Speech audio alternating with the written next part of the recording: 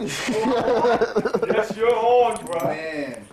Yo, this is Brother Razwell. No, you're not. No, I'm saying, man, you're gonna have to start all over. Why I gotta do that? Nah. We're introducing Brother Razwell. These are his trials to become a Jedi. This is his first lecture on film, on camera. It's gonna be hot. It's something we have all been waiting for, like that. which is about the occult of comics right now. We're also gonna do, maybe not now, but future event, the occult of cartoons. And I was watching some stuff that this brother had. It's crazy, but without further ado, Brother Razwell, right? All right. Please, let me get the claps going. All right, here we go. The clap track. Yeah, man. All right, it's first tape. First off, to preface every tape by saying every tape is dedicated to the death and total destruction of Western civilization. Whoa. Anything that comes out of my mouth is always to try to break the chokehold, the sleeper that the devil has on the black communities. That's what everything starts off with. That everything is always done to break that grip. That they used to call it a yoke back in the day. You know what I'm saying? We're trying to break that, and we're going to start off with one aspect of the devil's whole system. An aspect of that is comic books, and comic strips also falls into that, and animation is the extension of that. But that's another topic for right now, and we're going to explore just one aspect that the devil has used to kind of confuse and control black people through this particular medium. First off, I'm always screaming about theft. Now, the art of comics was, the ancient Cometians was the first to do sequential art. They didn't call it comics. When you say comics, that's like, ha-ha, that's like something kind of funny. It's a little degrading, that's what, but they call it comics because their strips was intended to be funny.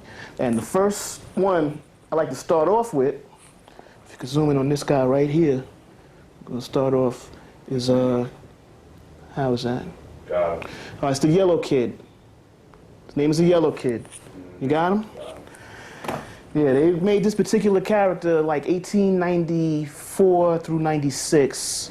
There were other types of comic pictures before him, but he's usually credited as being like the first comic strip character because he was the first. You can say this is when they first, like in the late 1890s, they started to pull together the rituals to take over the planet. And that was part of, what we're going into. So while we're even talking about the Yellow Kid, we go into the 1890s, we have to start talking about, to give an example, we're going to talk about League of Extraordinary Gentlemen. All right. Which, if you look at it, I'm not saying that was created then, it's a story that's going into like the late 19th century, early 20th century. And if you look at all the characters in there, they're showing how they pulled out different European theft of African culture to convert it towards a European domination. For example, you have the vampire. You have the, woman vampire. Vampire is just basically a devil's way of artificially becoming a god through use of consuming blood. Wow. Dr. Jekyll, Mr. Hyde, that's chemistry. There's your chemistry aspect. Invisible Man, that's chemistry again. Different aspects of African culture being utilized by devils. We got the head character, what was the leader's name? Quatermain, thank you. Quatermain, who Africa would never let him die. I mean, he's living in Africa. He's a king in Africa. That shit is insulting. And then there's the young upstart, Tom Sawyer, coming up under Quatermain. That's, Quatermain is like the old European, and Tom Sawyer, that's the young American coming up, the new way. And then there's Captain Nemo, who worshipped death, which was a black goddess, Kali. And just his whole science was that of the Moors anyway. So, the character in that was pulling together all of their different aspects to try to pull together one New World Order, so to speak. You know what I'm saying? We put it like that. And that's what was going on basically in 1899. And the Yellow Kid was like the first character. They started doing merchandising. Now, I know that doesn't sound all that important, but everything you see now is merchandise. That's how they make money. That's what hypnotizes you basically to even liking a character. is the merchandising of the character. So Yellow Kid was the first one to do that, and also he was the first one to appear in 2 major New York newspapers at the time. They were battling over for the rights to print him. Started up a term known as yellow journalism, which if you hear that, that was actually pertaining back to that particular character. This is all late 1800s going into the 1900s. Okay, now, all right, after that, the next character I go into that was of some importance was created by a black guy. His name is Crazy Cat. Most people, I don't have the book here with a picture of it. Maybe we could edit something in behind it. Crazy Cat was deep because it was by a black guy who pretended he wasn't a black guy. He was light-skinned, he always wore a hat, so nobody would see the kinkiness of his hair. He was from Louisiana. And Crazy Cat was a strip about a black cat that was in love with a white mouse. And, all right, and the cat was, you couldn't even tell if it was a heterosexual cat or homosexual cat. You couldn't tell what the sexes of all the different figures. But the cat was always protected. Hold on. Gotta stop. Oh, man. 1 minute. Sorry about that. No. Crazy Cat is deep because by like a lot of the European cartoonists, well, European people in general have a deeper respect for history, I think, than black people. But they used to consider it the greatest cartoon strip possibly of all time. And the main 3 characters is Officer Pup, that's a dog, he's a police officer. Crazy Cat, that's the black character. And a little white rat that the black cat loves. It's in love with the white rat. The white rat is actually supposed to be a mouse. Ignatz the mouse. I don't really know what that means. Ignatz. Yeah, Ignatz hates the cat. Ignatz throws bricks at the cat. And the black cat interprets these bricks as missiles of love. It was a very masochistic strip. I think it was very much talking about the relationship between black and white people. And I guess the dog would be the spiritual factor that was trying to protect the cat from the mouse. But these 3, and he did like a whole strip alongside this. If you ever get a chance to read it, you'll see the English is all broken up, and it's, oh, what a wreck. Oh man, you go down in Barnes and Noble's bookstore and look up something for Crazy Cat. This stuff is just all around. It's just people don't really study comic books. Though, I guess if ever someone says, I'm doing something on comic books, they would expect me to start off with anything new first. I read some of the new stuff, but you've pretty much read most of the new stuff. If you read the old stuff, they're just rehashing the same stolen material. You understand? So we stopped at Crazy Cat for a second, so we're going to start talking about black people, early comic strips, and you can find a lot of this stuff I'm talking about in Black Images in the comics.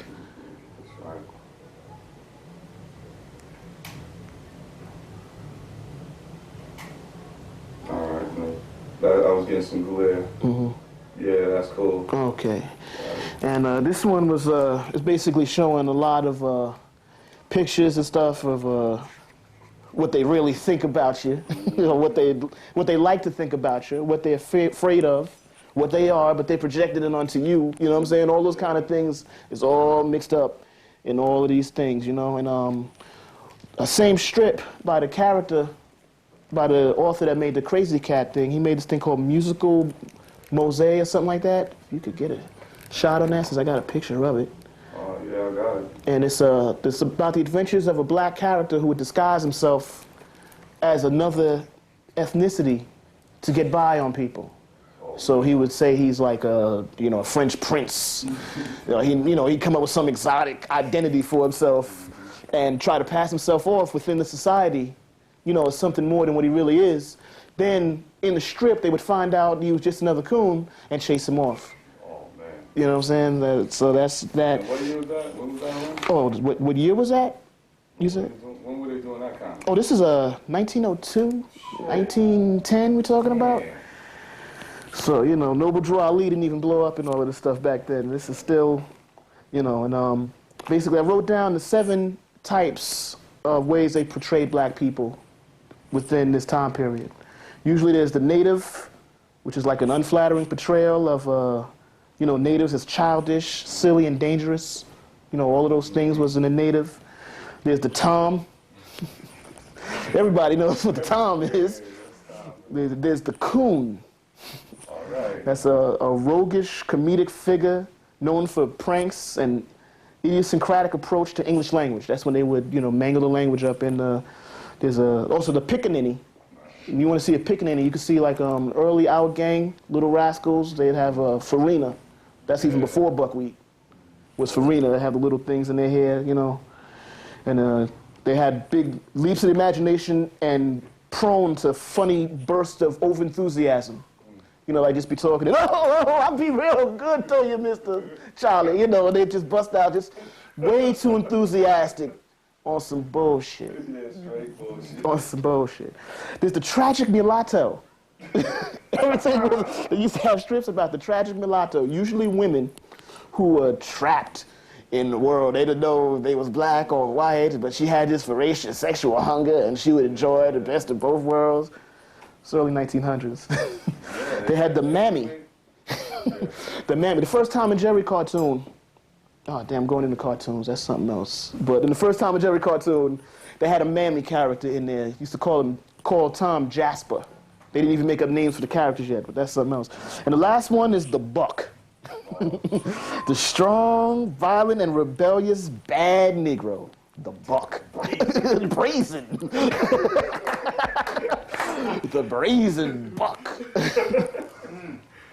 Yeah, also within the strip of the Yellow Kid, he had a antagonist, a little black boy named the New Bully. That's who he was in the mean streets in New York, and his enemy was a little black kid and shit. He used to fight to the end and shit. I guess while we're in this time period, the same guy that made the Yellow Kid, he made a comic strip. I've never seen it, but I know of his influence, called Buster Brown. Wow. Which brings to the next influence of all the comic strips, the fashion. Back in the days, there's a lot of stuff I don't think is here now, but even if you would look in a comic strip today, you could still catch some of that. It's not as hard as it used to be. But, they used to have like, Buster Brown, that set off like a chain of shoe stores. Yeah, it did. Yeah, it's from a comic strip. Popeye was in Thimble Theater. See, I'm not sure if in the comic strip or not. I know this might even been a cartoon. That set off the whole spinach. They was promoting spinach, basically, in Popeye. Who else was there? Winnie Winkle used to be when I was little in the 70s and 80s, with like the adventures of a fashion chick. And Dagwood Bumstead used to make these big, if you're familiar with Blondie, I don't know if people are familiar with that. These used sandwiches, so they used to invent a sandwich called the Dagwood Bumstead. And another one, Betty Boop? Oh yeah, Betty Boop, the whole curls, the whole look. Yeah, but that's an animation one. It's taking me over to the Betty Boop one.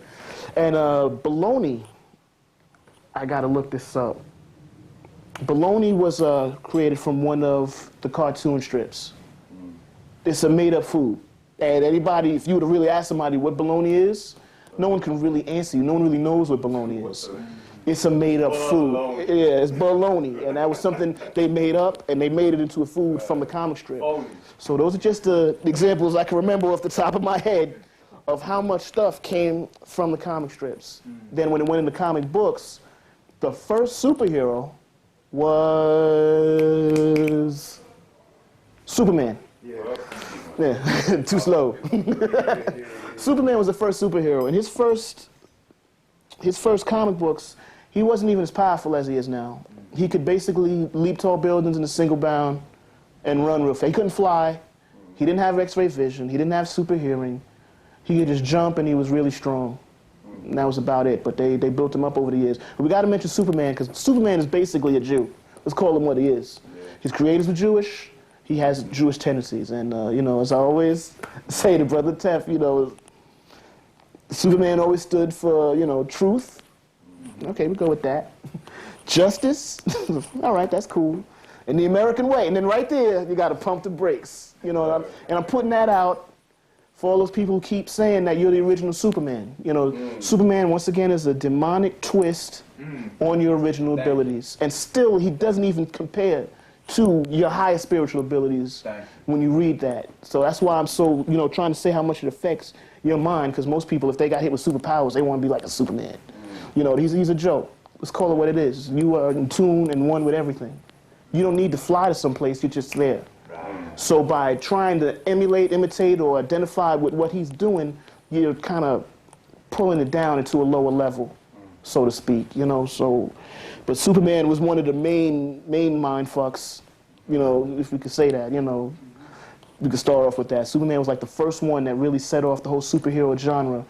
And then by the time we get to Superman, who was actually in the 1930s, we're talking about World War II, and then we're talking about real pop propaganda for comic books and comic strips.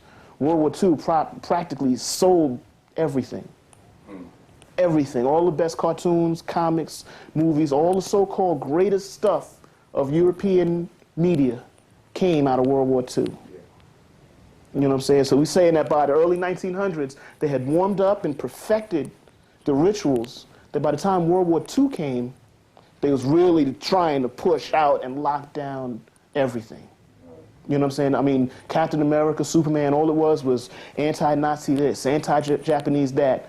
And it was also anti-black. Now, Brother Tef, you could just for a second, we was talking about this earlier, what we're talking about with, Well, I know there was on the History Channel, A&E. Right. They had the history of comic books, and they were talking about how the government just snatched up a lot of the early comics, including Superman, which was a little bit more, all the comics started off to be a little bit more occult. They were using a lot of Masonic and occult images. But when the war started, that's when they took those images and made them into propaganda. And I mean, this is going into cartoons though, but even if you go to the early comic books, especially they call them Japs. And then when they're fighting the Ethiopians, don't even, there's nothing, it's disgusting. And although it leads into cartoons again, it's about the propaganda. You could say that they were making fun of Russia, even Russia, which we're supposed to be allies with, Russians, Jews, and Japanese, and obviously the Nazis, which were the enemy or whatever. But when they had propaganda against blacks, it's like, well, what was the point for that? What war were they at with us? We know what war they were at with us, but they have no excuse to do those images other than a greater war, which was, in their mentality, greater than what they were trying to do. And I think it's, I'm not trying to take... Oh, no, take your time. But I think it's a disgrace. We all got to admit it's a disgrace. And I think it's terrible that while they were creating at first these occult images and the government came in too quick and said, hey, look, you can't do everything, but now you got to promote the war. I think it's terrible how what they did was they gave us the images of all the negativity you said about us, the coon, the mammy, this, that, and the other, and that became what we thought of as us. Meanwhile, they're taking our ancient sciences and they're infusing it into their quote-unquote comic books, which is a retardation of our hieroglyphs. And it's just, it's ridiculous to me. That's how they do it. But okay, look at that, huh? I ain't trying to take up too much. Damn. Was Tarzan first a movie or a comic? It was a book. It There was a book first. When it was put out in mass media, was it a comic or a movie first? I think it was a movie first. Oh, okay. When you started talking about that, it was a movie and a comic strip. It would come on every day. And that comic, man, devastating how they showed.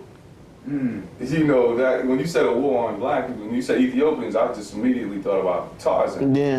Yeah, all of those things was, that stuff comes out of that time period, and all of these people have some type of government ties. They were all Masons, if not Jews. Some were Jews and Masons. Some were Masons and Jews.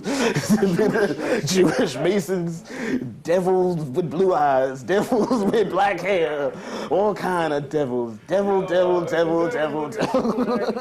Look how they played with the name. They threw the little Hebrew in there. Hallel. And then Jor-El. And, it was just Hebrew L up in there. They were trying to get that thing going. Yeah, you know, and then devil, you got devil cracker bastards, bastard devils, devils from hell, devils from Hades, devils of all kinds coming out. Guys, what do you believe or have read was the main target of all this? Were we the main targets? Were their kids to infuse certain ideas into their kids? That's the beauty of these kind of rituals, is both. Okay. You know what I'm saying? It's to build them up and destroy you at the same time. That's the beauty of these kinds of rituals. When you look at it, you'll see, well, we got a positive black model in there. You know, he's upstanding, and they'll have that positive black model beating up the other natives. You know, so it's a double thing. It's a white supremacy and the devil's agenda. Yeah, it's a double thing that just confuses the hell out of people. And like the main problem I have with a lot of these comic strips is people really begin to identify and sympathize with white people causes. And I mean, that goes on today. That's always been going on, you know, all the time. But going in from the war, after the war, they shut down the comic books, made everything corny. They drummed up some case saying that the comic books were poisoning the kids. Most of the readers of comic books were not kids. They were grown men and women, usually GIs in the army or, you know, adults. But they drummed that up. They put up a fake comic book code, shut everything down, and comic books didn't really come back in again until like the 1950s. But during that time, it was usually like maybe some Archie comics. I don't know, maybe Casper the Friendly Ghost. I know it's not a comic book, but it was something along that line. But in the 50s, things started to pick back up again with superheroes, with The Flash. Not Marvel. Marvel started to the 60s. And The Flash was, the thing about it, when I used to read The Flash when I was little, they had all these concepts in The Flash that I thought was, it made sense then because it was a comic book, but I find it amazing now. Flash basically used to move so fast, he couldn't sink in water. He used to run on water. But the thing I found the most amazing, he used to vibrate the molecules of his body so that he could run through solid objects. This is in the 50s and the 60s, this kind of concepts are coming up in the comic books. And, you know, that's basically, I say that's like a weird concept because that's basically, I heard about that from like India, the Indian, not medicine men, but their tantric doctors used to walk through walls, that kind of thing, something very spiritual. They put that up in The Flash. You know, made them damn near untouchable, moving so fast the eye couldn't see. Hold on a second. Yeah, we just put that back in, knock that off. All right. Okay. How's that? All right, cool. All right, so after The Flash started blowing up and superhero comics started coming back in, that's when we started getting into Marvel Comics. And all of their early superheroes looked like monsters. Because they were like, the guy that made it made a lot of this stuff, who took most of the credit for everything, Stan Lee, whose name was short from Stan Lieberman, a Jew back in, he was like the youngest editor in World War I or II or whatever. I don't know how old this motherfucker is. And he used to work in the army. Once again, most writers, most of the entertainment has a lot of military ties. You know, a book that taught me about that was Hollywood versus the Aliens. They were talking about how a lot of the directors and writers were all cued into the military. They got a lot of their stuff from military. Disney did a lot of work with the military during World War II. Steven Spielberg is like, was he a general in the army or some shit? Is he a SEAL or some shit? He's been to the president's house. You know, he spent the night in the president's house, you know, and I think Jules Verne, they took a lot of his inventions and made it real, or he had some inside tie to what they were doing and put it out in a book. I'm not sure which way it works, but, you know, Jules Verne, 20,000 Leagues Under the Sea was written about a submarine before there were submarines. You know, H.G. Wells, War of the Worlds, you know, and what else did H.G. Wells do? Well, anyway, the point being, yeah, he talked about a lot of stuff that basically the time machine. He described the tank so well in one of his books that when they actually invented the tank, he got the patent for it. And he got paid. Oh, shit. Wow, look at that, huh? That patents. Military. Yeah, that patents. I'm just going to a little side note on patents for a second. Well, Do you know when black people could start doing patents? I don't know about that, but I've just heard that there's a new book out. I forget who I was talking to about this, but they're saying that Lewis Latimer helped Thomas Edison get his patent. He didn't do anything with the filament. Didn't help him at all. There's this new book that says Black People in the Myths of Patents. Bullshit. Oh yeah, that is some Cat from Rensselaer, upstate. sounds like grafted history to me. There's definitely some grafting for that ass. Fucking devils. Damn. You fucking devils. God damn. Well, my point being, with patents, you don't know who invented what. Right. Because if a nigga was on some plantation and he made up something, he ain't got no patent, he ain't make it up. You know what I'm saying? You don't know who made up anything. Yeah. We didn't get our hands on a patent until like the late 1800s, early 1900s, and most black people wouldn't even know to get a patent. Yeah. Wouldn't even understand the gravity of having a patent. That you could get some type of future payment for something, you know. So here it is, you as the black man, black woman have invented everything on the planet. You ain't got paid for it yet. You could check your mailbox every day. There ain't no check in there. That's a lonely mailbox. You looking for some money, boy. You looking for a bill? Oh yeah, that's right there. But you looking for some money? Woo! There's some cobwebs floating around down there. But okay, we're going back into comic books. We in the 1960s now, and let's see, who got to even start off with? The Incredible Hulk, which is basically the Dr. Jekyll and Mr. Hyde. Oh, that's what it started off as. That's really all it was. Stan Lee said that out of his mouth. Yeah, I just wanted a tragic hero. You know, these niggas love tragedy, so we gonna give them some tragedy for that ass. Their own life isn't tragic enough. Let's put them some tragedy in their comic books and shit. So the Hulk was supposed to have been some tragedy, the internal struggle of man versus his lower side and all of that kind of theft. Oh, man. He wasn't even green at first, he was gray. He had that Frankenstein look. I mean, it was just all kind of theft. People just didn't get paid. Who knows where that came from? Nobody got nothing. Not a thank you, not a have a good day, sir, nothing. Got home. Got that. Got plenty of that. Plenty more of that. Then there's the X-Men. You could do a whole tape on the X-Men. But basically, Stan Lee, in my book that I have, that's not here, of course, did say that was supposed to have been the civil rights struggle. I mean, and anybody can see that. They kind of mixed it up a little bit because Professor X, the X in the title should actually go for Malcolm X. But they put that on the Martin Luther King camp. They put the Brotherhood of Evil Mutants. When you say Brotherhood, you know, that's sounding a little Masonic. You know, something they putting out there. They put that on the righteous mutants, the real mutants, the ones that was striving for freedom, justice, and equality. You understand? That's what they was striving for. But, Magneto was actually supposed to be Malcolm X. Professor X in a wheelchair. God damn. I was always taught, you did some, no, I ain't even going to go into that right now. We're going to go into the wheelchair and all of that. I ain't going to pick on no handicapped people. But they put him in a wheelchair. That's supposed to be the hero. He rolling around like fucking Ironsides and shit. Do anybody remember that? Raymond Burr. The black guy pushing him around, Ironsides and shit. Thor pushes him around. Yeah. So he's got Yeah. You know what I'm saying? So that's funny. That's funny, the guy in the wheelchair think he running things. No, sorry, that's just a bad. That shit's an old joke back in the day. It's just really bad. But, that was really bad, I'm sorry. I'm sorry about that. But once we get into the Marvel age, then we're talking about some heavy merchandising, and then all the money and profiting was really flowing. When somebody started coming up with concepts like the collector's item, by making something rare, they boost the price up to these outlandish prices. People start buying all of these comic book covers and all of that kind of, they got to save it, they got to maintain it because the price is going to go up when they get old. You know how many people have bought so much worthless issue number ones that it's not worth the paper it's printed on.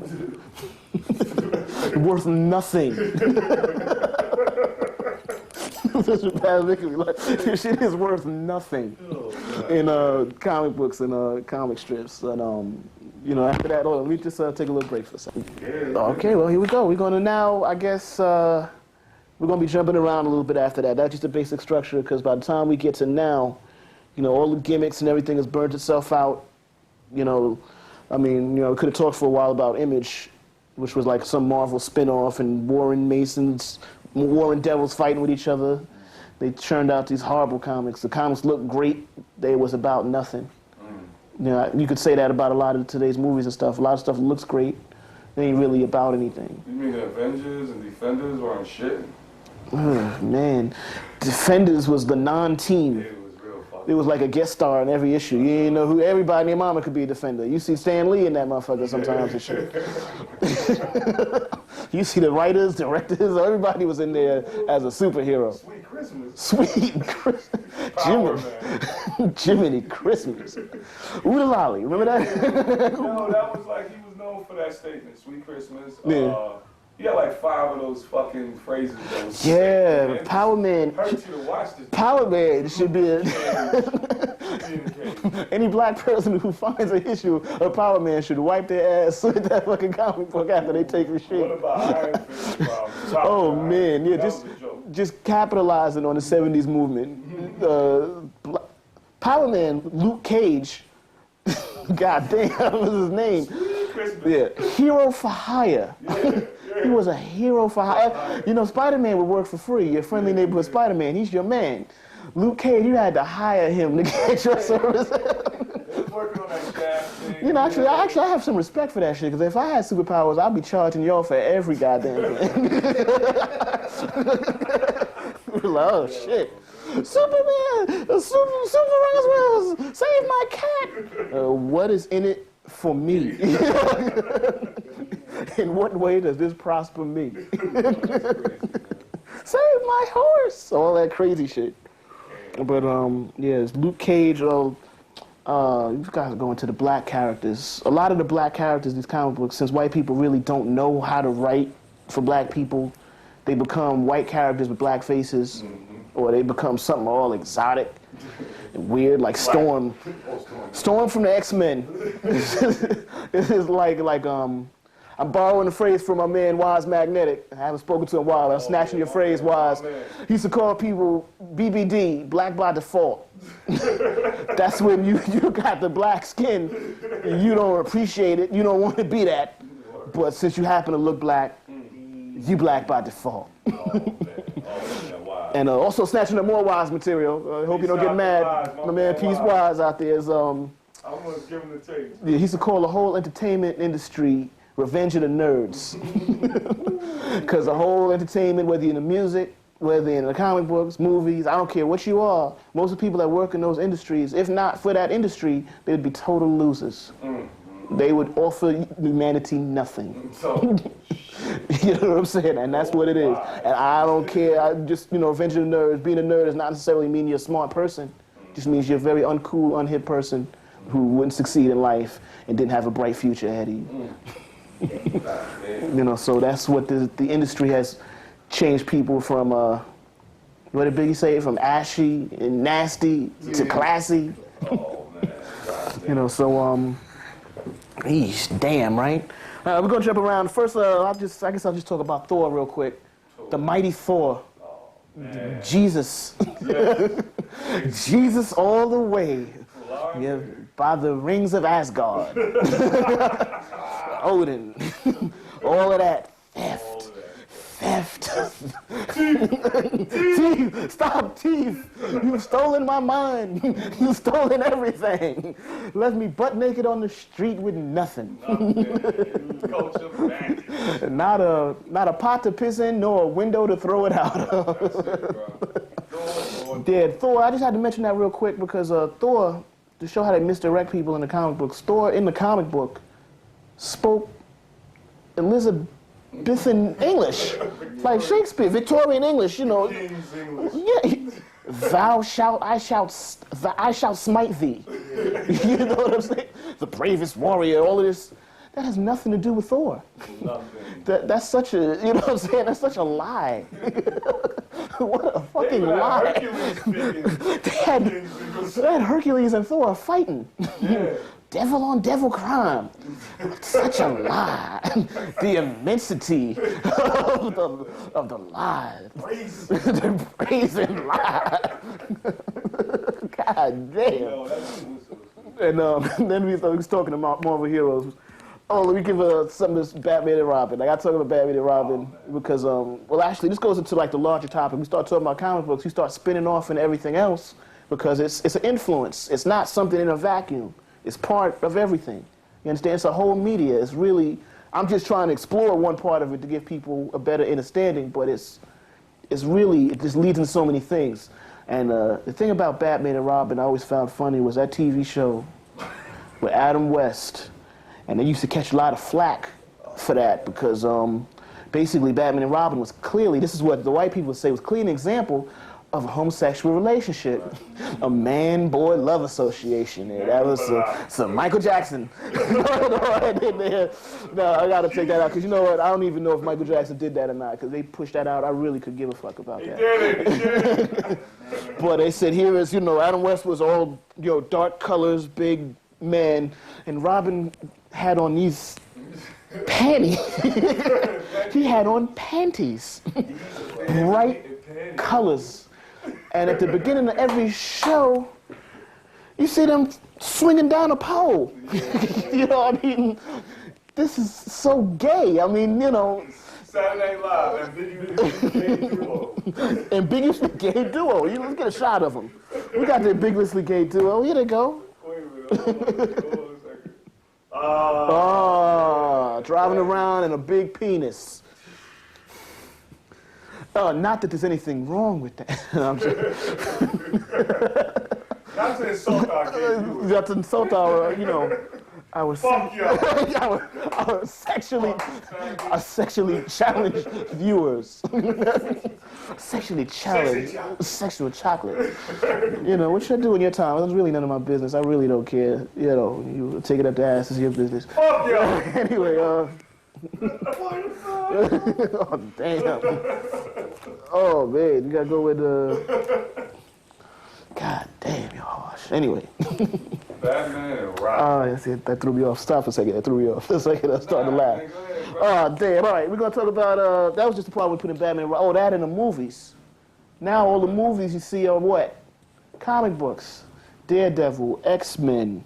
I think they're working on Punisher's coming out. Hulk. I'm told they're trying to work on some type of Silver Surfer. And Fantastic Four, they're trying to work on both of those. Ghost Rider. That's just the Marvel ones. I'm sure DC has been churning out stuff for years. They might even be trying to do another Superman. Because Superman hasn't made it to the big screen since, what has it been, like almost 20 years or something now? That's appalling. So who's the next Batman again? A super Jew not making it to the movies? Christian Bale, the guy from Reign of Fire and American Psycho. Oh yeah, I remember Christian. And What's the Matrix sort of movie he was in? Oh man, the fucking damn, with that other black nigga. That Equilibrium. Equilibrium, there you go. Yeah, with that other little black coon monkey up in that shit. Yeah, I suspect he's a faggot too. But anyway, we can go in. Batman is working on new Batman, new Superman. Oh, and everybody's favorite hoe, Halle Berry. And Catwoman, she just breaking herself up. She done broke her arm and all this crazy shit. Every movie she does, she breaks something. Yeah, because she done lost her goddamn mind. So a whole sense of where walls are and how to drive and all that kind of shit. It's just,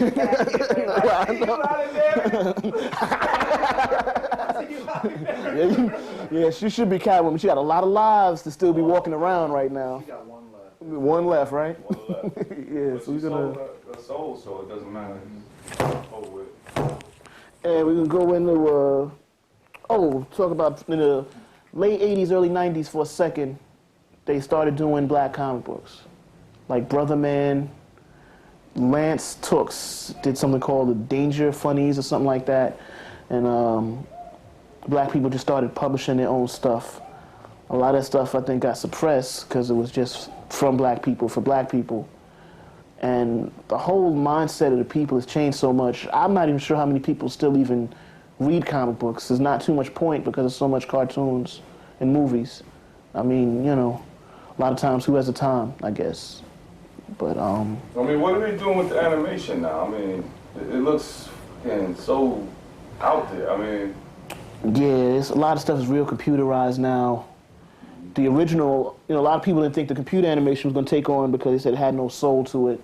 It wasn't warm. It didn't seem like, you know, too human. But I guess now they're trying to work on it and perfect it to, you know, even more mind-altering ritual now to really tighten people's grip. You know, because all the flashing colors, all the stuff is real hypnotic. Right. You know, a lot of times you'll see something it's not even a good movie. Like, I didn't particularly enjoy Ice Age. But you sit there and you just look at it so amazed by the computer animation. And, you know, I think it was somewhere in the book of Revelations where they said it's the time periods when you see all kind of thrills and delights. This is that time period we're in. You know, this is the Wizard of Oz time period where there's some, you know, some broke down white man standing behind a curtain. Wow. All that, you know, what do we say, Brother Teff? Smoke and mirrors. Smoke and mirrors all around us. This is that time period where, you know, the hypnotic rituals are just so deep. It's pathetic. I'm getting depressed just thinking about it when I walk down the street and see the differences in the community. It's a real tragic shame. And that's why we're so angry most of the time. That's why we're cursing out every single thing. The homosexual population has, what is it, doubled, tripled? How many of y'all coming out the closet? Y'all don't even like the same sex no more? You know, it's some real tragic shit. But speaking of gays and homosexuality, there was who said they just reintroduced him when he first came out.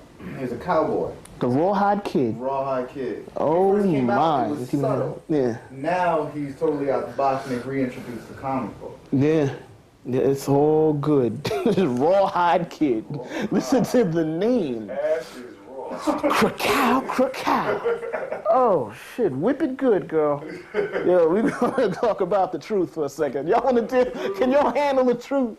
You can't handle the truth. This is from a black cartoonist, and the writer's name is Robert Morales. So I guess he's Hispanic, but, you know, I don't know what kind of Hispanic he is. He's Hispanic. Yeah, he's Hispanic. Well, look at you, this is right. I can't wait for the Brother Shabazz tape to come out. I want to see that. Nah, I want to see that, seriously. I'm not even kidding or joking about that. I really do want to see that. The Truth was a limited 7-issue series, and this was deep because they was talking about how the original Captain America, before they got to the Caucasoid Captain America, the Caucasoid Cracker, Devil, wow. Pale boy. I mean, gray boy. That's my father told me. He used to call white people back in the day the gray boys and shit.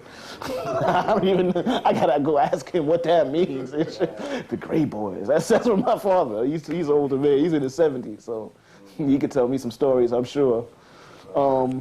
They used to experiment on black people before they perfected the formula for Captain America, before they perfected the super soldier formula. And this is the story of the only one survivor who actually helped them perfect the super soldier formula. And then in like the last issue, you know, I bought all of, this is a graphic novel. They put it all together into one form. It usually was 7 issues. I bought 6 of the 7 issues, couldn't find the 7th issue. So now I had to go out and buy this whole book now for 1 issue. Wow. So they got me on that. But it was worth it, I think, in that they started going into eugenics and how before World War I had started, the Americans, the Germans, and the Brits, I love calling them the Brits and shit, was all working on eugenics to deal with the racial equation. Wow. I think that's a quote. And that's what a lot of the Holocaust was about. I read this in a book by Deacon Tucker. I got from Nubian Heritage. I'm only putting out the information on that so you don't think it's my idea. I'm not giving a judgment call. But he said in his book that the Holocaust was basically to exterminate all the darker or African skin looking Jews. So if they did kill any Jews, it was black Jews. Wow. And if you white, you're all right. They made it back over, you know what I'm saying? Right. So that's what he said in that. I was just tying that together with the truth. You know, where even at the end of the book, the black guy, he's all fucked up in there, and he all on the cane, all dribbling. He loves America. And Captain America, you know, he's a spring chicken. He's been around since fucking 1939. This motherfucker's still slinging that shield. Still fighting terrorists and shit. You know, but that's just a ritual. That's another ritual in there, you know, to kind of say, oh, damn, I got to do like a flashback to the League of Extraordinary Gentlemen. I forgot about Dorian Gray, who did the voodoo ritual of transferring his age into the picture while nothing happened to him, that's really just a voodoo ritual all the way. People do that, you know, when they make little dolls, and whatever happens to the dolls happens to you. So that's what they do in the movie. So if ever they do something against like a righteous black person in the movie, that's what they wish would happen to you. Yeah. Wow. You know what I'm saying? But a lot of stuff reverses back on them. A lot of times, you know, they make movies about disasters, then the disasters happen.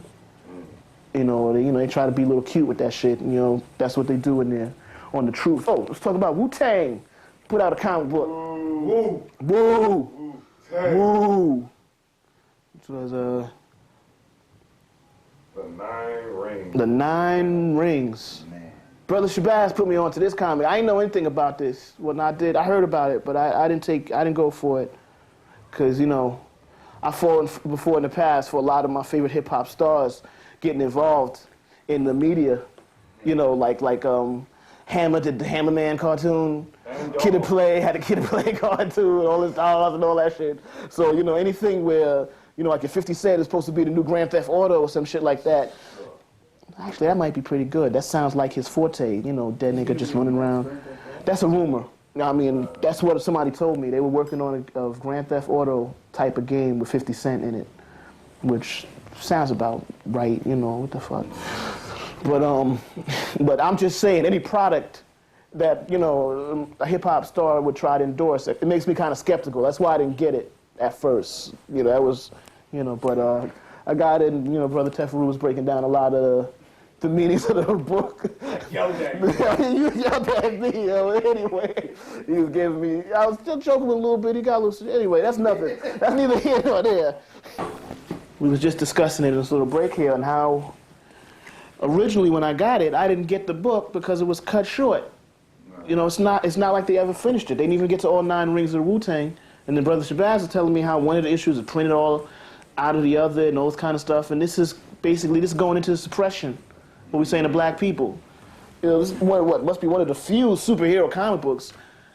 I mean, it looks good. I'm not taking anything away from the quality or anything like that, but still, you know, there's some kind of sabotage involved when it ends abruptly and it's taken out of order.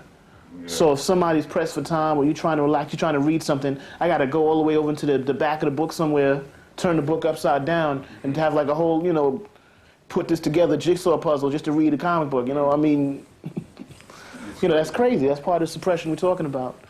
You know, so concepts are heavy, though. The concepts are heavy, but that's part of how they're trying to confuse people and throw things off. Yeah, they did. You know, they try to throw a lot of things off. Hollywood versus the Aliens was talking about misinformation and disinformation, which misinformation is like a blatant lie. Disinformation, which is the more subtle, and I think that's the one you put up with more, is when people tell you the truth, but they put it in a form that you wouldn't believe it. So it's like a drunk out on the corner telling you something deep. You know, your reaction is, who the fuck's gonna listen to him? He's a drunk out on the corner. So from that, we're gonna say the Wu-Tang book is kind of deep, but oh, how deep could it be? These motherfuckers didn't finish it because they ran out of funding or whatever, or there was no interest for whatever reasons, and they done changed it all around. I think it was sabotage. Well, of course it was sabotage. Every time that thing came out, it sold out. Yeah. In like a week. If you remember when it was coming out, it would just sell out everywhere, and they would never have enough copies. So it was always some shit with it, man. The crackers ain't want that shit to get out. No, not at all. 9 black superheroes, you know what kind of shit is that?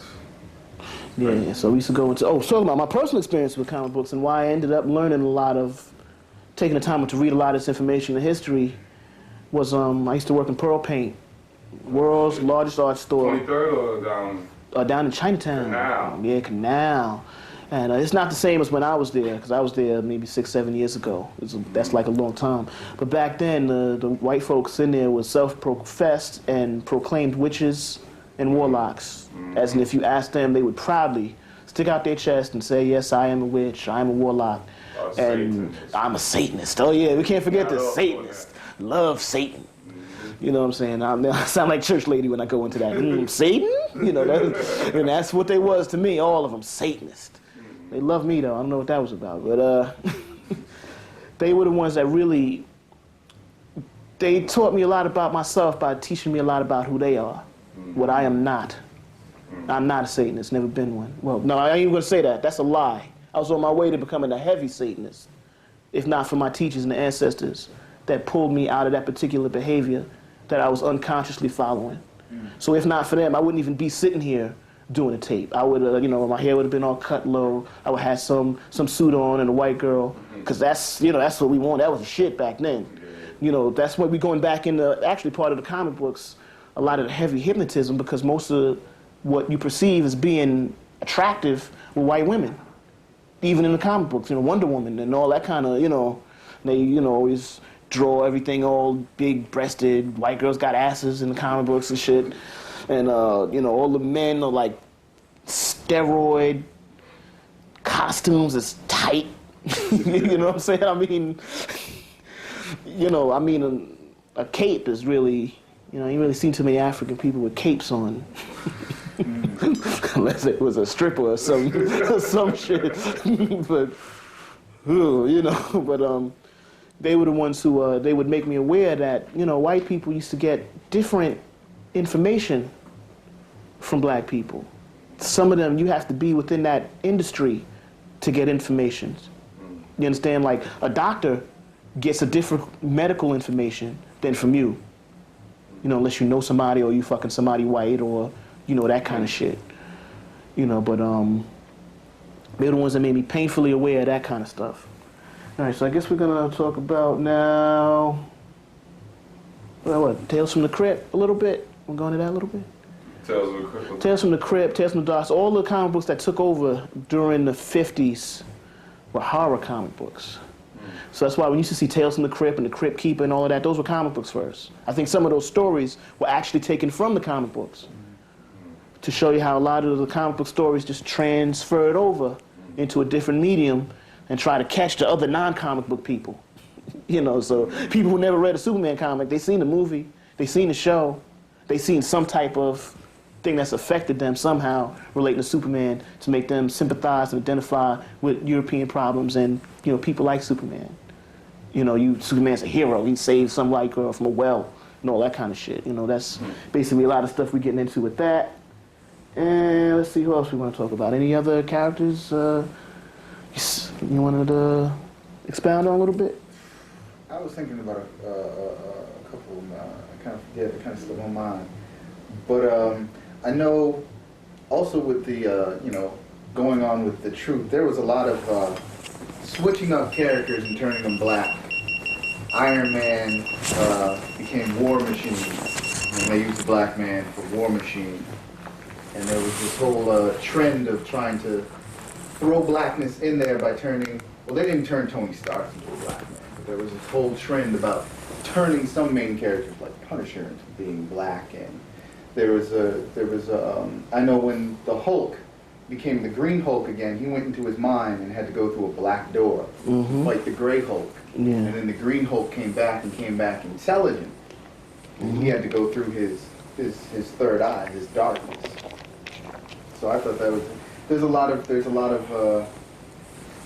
you could either say occult or Masonic, but hidden meanings and where they come up with this. And as you were saying earlier, that most of these cats are studying that while they throw, once again, images at us that just distort us.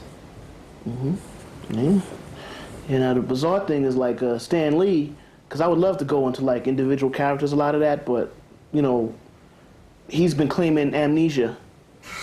You know, he's claiming he don't know where he got a lot of that. You know, I mean, he'll tell you, well, I wanted to make this kind of character, but then again, at the same time, you know, a lot of characters like, say, Cyclops, you know, who's just his one eye is focused kind of deal. You know, where did he come up with that kind of concept? And where did he come up with Doctor Strange, which is basically a Caucasian occultist who practices the black arts, and he helps to defend the planet, the European world, against these extraterrestrial, interdimensional so-called demonic beings who basically are the judgment that's coming back on the world. You understand? But he's tapping into a different dimension to avert that judgment. You understand? So he's basically upholding the European ideal. But all the names that's in there, Dormammu and you know, all these characters would have. He had like his all-seeing eye of Agamotto and all this kind of stuff. You know, we don't know where he gets these names from. You know, he's real amnesic about it. He doesn't go into it. Doesn't go into, I wanted a blind lawyer, so I called him Daredevil. But, you know, that whole blind lawyer sounds Masonic in and of itself. You know, just being blind, going through those rituals. He can see, as Brother Tef said, through his third eye.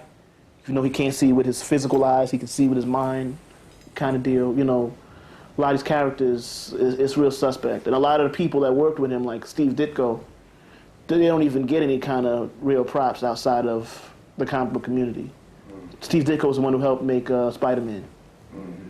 And Jack Kirby helped make the Fantastic Four and Doctor Doom.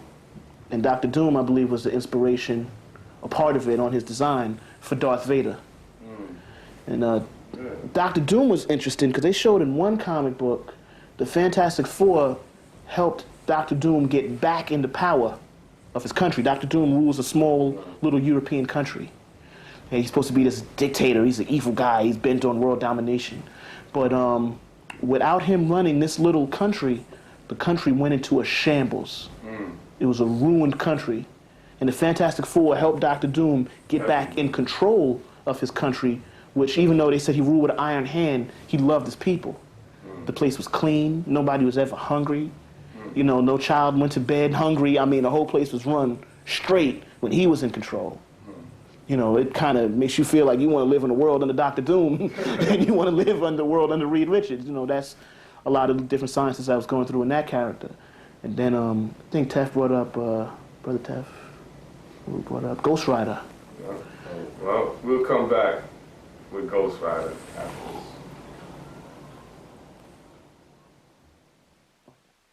About Ghost Rider, I was getting ready to go into that, and the original origin from which I read in the 70s, late 70s, early 80s, he was I think it was a stuntman or something like that who sold his soul to the devil in exchange for power. See, I'm calling this off of my memory because now if you read it now, there's been at least 3 or 4 different Ghost Riders from that time. I mean, they even went so far as to split up the Ghost Rider from the human shell for a minute. Made him a demon called Zarathos. That was in the 80s. I don't know what they're doing with the character now. Tef, are you familiar with it by some chance? Nah, that's one character that always slipped by me unless he crossed over with somebody else. But he was something that, you know, he raised my eyebrow, but I know that he's got an enemy called Death Watch. Okay. Who, when he sees people die, he gets stronger. Which is crazy. Shit. And it's funny because in like Death Watch's apartment, he's got all these videos of like, they're either horror movies or like people that he's killed and he's taped them and he watches it and just gets mad power off of it. No, it's disgusting. Yeah. Wow. See, that's some of the more recent history I'm not too familiar with. I have to go back and look at some of that. But in the original history, he would shoot hellfire. And it wasn't regular fire. It was fire that would burn the soul. Not fire that would burn the body. He rode a bike that was made of hellfire. His whole concept was a hellfire. He was bringing judgment. And he looked into your eyes. Yeah, he could look into your eyes. He could hypnotize people sometimes through his demonic abilities. He couldn't be hurt. You know, it was, and they show, I think they actually showed the ritual in the comic book, in the first issues. And if they haven't then, I'm sure they've showed plenty of straight satanic rituals in it now. Yeah, they got it. Going into Ghost Rider. I got a hold of a bootleg script from Hollywood. In the beginning, they're blessed. All these black people are blessing this white child with powers. Wow. That's the Ghost Rider. That's Ghost Rider. I got my friend gave me bootleg. White people are blessing. Black people are blessing this white child with power. In my drawer at home, I could show it to you. It's disgusting. God damn. Yeah, so clearly this tape is going to be like a volume 1. Because, we only touching on some things right now. Next time I'm going to start researching more, especially DC. I'm not even sure the history of DC Comics because they've been around at least since World War II. They've been around longer than Marvel. Well, Marvel, I think, shut down for a minute, then reopened again. Right. So it's been real uneven. And there's a lot of other little comic books that's running around all over the place that's dropping all kinds of stuff. Especially in the 60s, they started going in all the San Francisco comics and all of that. That's when they was real blazing gay, freakism, drugs all over the comics. That's where they got Fritz the Cat from, and they showed them fucking other cats right there in the comic book and got real freaked out with it. The colors, all that kind of shit. So that's the underground comics is just a whole different movement in and of itself from the mainstream stuff. And in the 90s, they had this surge of these Afrocentric comics. Yeah. By his brothers. Well, I mean, I never read any of them. I read Brother Man. Like I said, I read Brother Man, and I read Something X. Static was one of them. Static, the cartoon they got now? Static was a comic book first for the Milestone line, which was set up from DC. It had Static, I think Icon or somebody like that. See, it was really after Black Superman because he was from another world. Yeah, he was a Black Superman. Oh, he knows it already. See, like I said, I have to apologize for this because a lot of stuff I'm pulling up out of memory. I should have researched this a little better, which I will. For the next tape, I go more into the Milestone. They even have a book available on the Milestone comic books, and the Black creators that did that. That's out in the bookstore somewhere to get their perspective. But in the comic book, Static was chasing the little white girl around. I guess they dropped the white girl out from the comic books. On the cartoon, he has his little white buddy backing him up. Eminem. He talks that. What do they call it? Good old. He talks Ebonics. Yeah, he's from the mean streets, the mean trailer parks.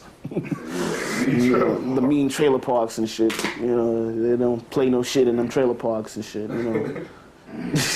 Whatever that's about. Yeah, whatever the fuck that's about. What other Black comics? Well, there was a couple of them. I got a lot of them. I got to look back through that to really get the specifics of that. Any other characters? Well, question. The cat who wrote League of Extraordinary Gentlemen, was he also involved with From Hell when they talked about Jack the Ripper? They totally changed up the movie from the comics. I believe that is Alan Moore. Alan Moore is a Brit. Another Brit, a British Satanist. The limey bastard. Shall we shag? All that bullshit. Yeah, another Brit. The British have had more respect for African Americans than African Americans and shit. That's I like the coloreds.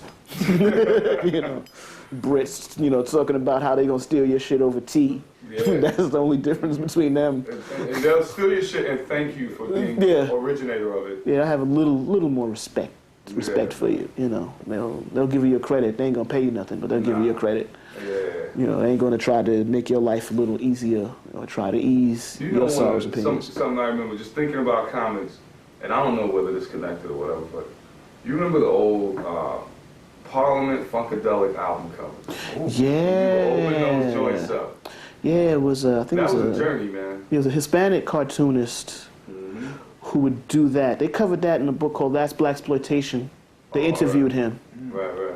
In that, where he got his ideas and concepts from. That's real great stuff. That shit was off the hook. That was real great stuff. That's the 70s and all that. Yeah. That's. I remember that. Back when I used to read comic books, I used to read those too. Yeah, that's. Sir Nose came out. Sir Nose, devoid of funk. Yeah, man. Shit. That shit was heavy, man. Yeah, that's one. And that was the thing they were doing. Earth, Wind & Fire, Hellish illustration all over the place. Yeah, that's nice. They showed Hathor riding a fucking bull over the sky. They had all kinds of shit on the album. Yeah, they had all kinds of pyramids. Fire coming back. Yeah, man. They had all type of comedic. The age of the UFO. Oh, man. Yeah, here's one. I know you're a big fan of Dr. York, Shabazz.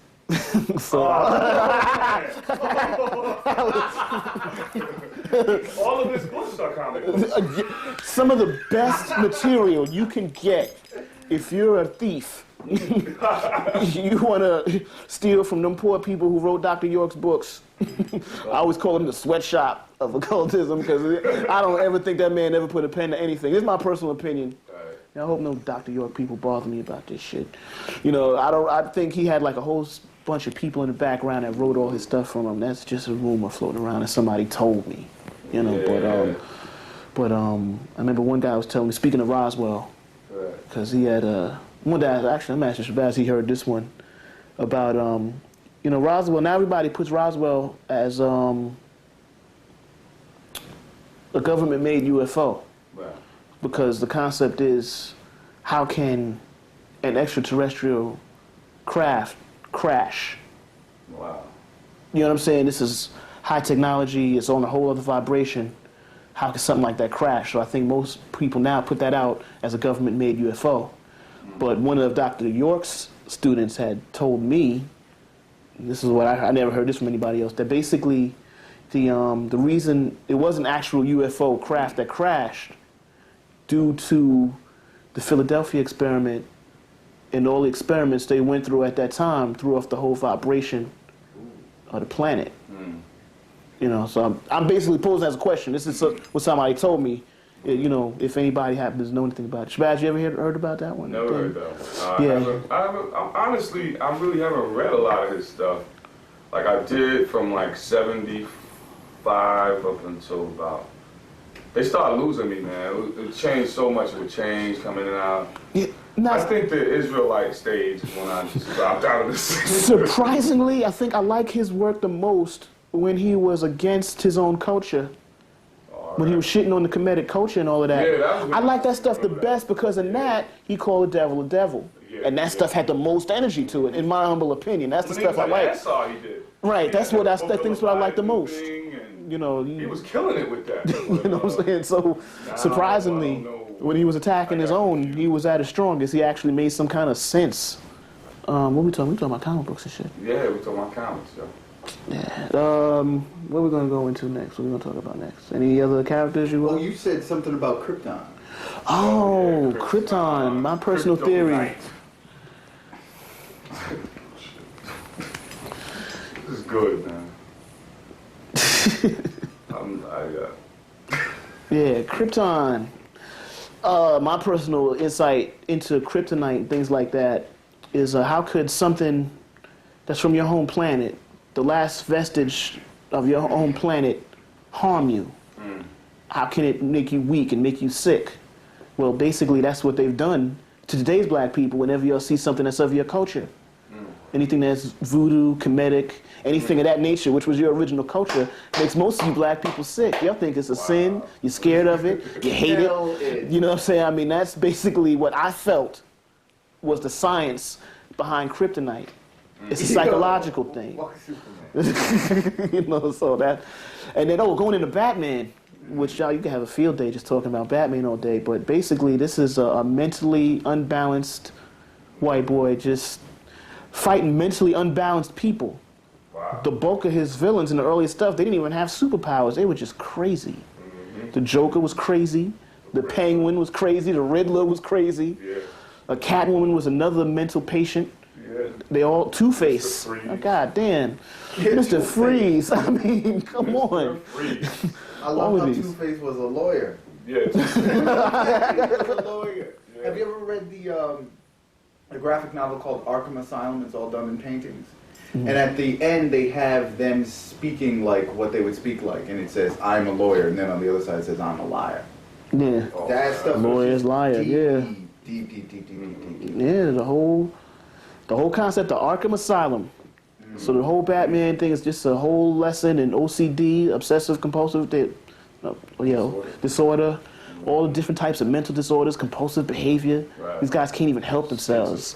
Schizophrenia, hallucinogenics. One of them was a scarecrow. He just dealt with fear. Yeesh. What a...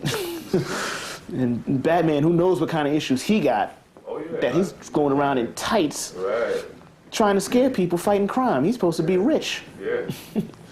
So that whole thing is really a pretty sick 6 series. Yeah, it was. And then, let's talk about Spider-Man for a second. When I read about Spider-Man, the way his power works, his spider sense, there's a jiggle up his spine. It works like a Geiger counter, like a radar. So it's like he can't always see what's going on, but the more intense the danger is to him, the more his spine tingles. Hence, his spider sense is tingling. You understand? So he can close his eyes, but if he feels a danger coming towards him, his spider sense tingles, and I guess he'll just move away from it instinctively, to stop the tingling of the spine. That's all, stolen concepts dealing with the Kundalini energy traveling up the spine. Wow. Things like that. And, I guess that's all right. Nah, it's deep, man. Well, okay. Well, what's the, they're always showing how nature, now this is interesting with them, not the superheroes who are like born like Superman or whatever, these other, I'm talking about the regular superheroes who get these powers, and it's always due to some kind of radiation from the sun that usually kill, but it gives them powers. Oh, okay. That brings me to something else I forgot. Every piece of media you see is a product of its time. That's why a lot of times they try to revive these old ideas, and you're like, it's corny, I don't get it, because it's not from this time period. That radiation sickness, that's all part of the 50s, because they was experimenting with a lot of radiation. That's where all the Godzilla movies came from, all those monster movies, radioactivity, them with the giant ants. That's all stuff from that time period. You know what I'm saying? Now I think it's more technology. People get their powers from technology. Like Ironman, if you see the new Batman on TV, it's all technology. Spider-Man and the Hulk was a product of radiation. Fantastic Four, radiation. Right. You know what I'm saying? Everybody would go and do some type of radiation.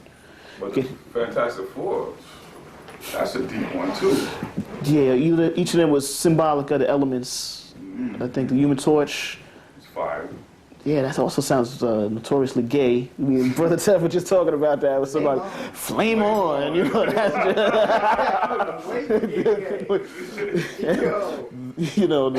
the Thing was Earth.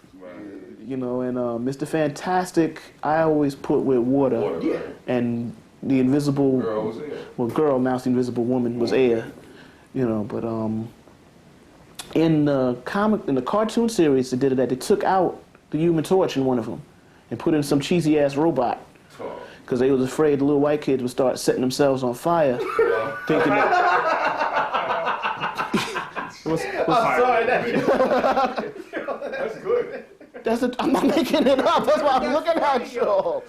They was afraid the little kids, and this shows how stupid they thought their kids were in the 80s, because they did a Fantastic Four series in the 60s. You know what I'm saying? They do that dumb shit. Yeah, they was afraid the kids would set their clothes on fire. They was against Superman because they afraid kids would tie on a cape, and jump out the window. And that happened. And that has happened. That's what Fantastic Four. That's so funny. Yeah. They came and set themselves on fire. Yeah, thinking They it would flame on. Yeah. The moment a child does it, they go on ballistic, attacking all comics. Yeah. Crazy, man. Yeah, so it's the Fantastic Four. A lot of them was the radiation we was talking about, and the Hulk hit with gamma rays. Gamma, that's G, that's God. Right. You know what I'm saying? And that's hit himself with these rays. Hit himself with them rays to, become a god. Like you a god? Yeah, so that's what the Hulk was dealing with, gamma. Then you see the X-Men, the concept is that these people were born with these powers. Yeah. They're mutants. Oh, yeah. Mutants. So they didn't become, they were. Yeah. Now, oh man. Biggest threat, and Brother Teff, he was telling me earlier about how the X-Men now is based around terrorism. Yeah. They're treating the mutants like terrorists. If you wonder, if you read any of them, just elaborate on it for a quick second. Mine is telling the whole thing now. It's just a metaphor. They're setting mutants up. Even in that history of comic books, this isn't with X-Men, but they were talking about how Captain America found out that America was funneling money to the terrorists. And he was this close to finding out that America might have been behind 9/11, but he wanted to respect the red, white, and blue that he wore. but I mean, they get dangerously close to telling the truth. And a friend of mine said that they always, no matter what, have to tell you the truth. They always have to tell you the truth. Now, the government sometimes might have to regulate them from what kind of truths they tell, but they always have to tell you the truth. And it just seems kind of odd to me, just how close they come. And the best way for them to tell you the truth, this is why, you know, a lot of people think we're crazy when we break down movies. A lot of people think we're crazy when we break down these comic books. First of all, yeah, they're using our ancestral magic, our alchemy, and they're messing with it. But the best way to tell somebody the truth is within a lie. You know, so put it in science, which means truth, and then slap on the word fiction after it. But this isn't science fiction, this is science faction. You know what I'm saying? Because there's a faction of scientists behind us, Masonic faction of scientists. You know, as I always tell people, I don't write fiction, I write function, because it serves a purpose. Well, they do the same thing. But they put it in this form that people think is for kids, which in one way it is instilling into the children a certain act. Like in those video games that I was breaking down. To kill the black penis, to destroy the black womb, to destroy the black heart. And in the comic books, they have certain things, and then it instills certain things in us. When we have the images of the Sambo and all the things that you were breaking down earlier. But then when we see Superman, this white man flying around, we want to be Superman. You know, I mean, personally, I always just thought, you know, when they put the mask on, they had color. There was no longer, you know. But I mean, they were reversing all sorts of concepts, just like you were saying. Like, here's the sun or the radiation that would destroy them, but here they are doing what we do naturally and absorbing it and getting power off of it. And there ain't no way that would ever happen with any white person. Now that's fiction. That's the fiction. That's the fiction when they reverse that. And then, but their children see it and they're like, yeah. They try to set themselves up. I think that's funny, though.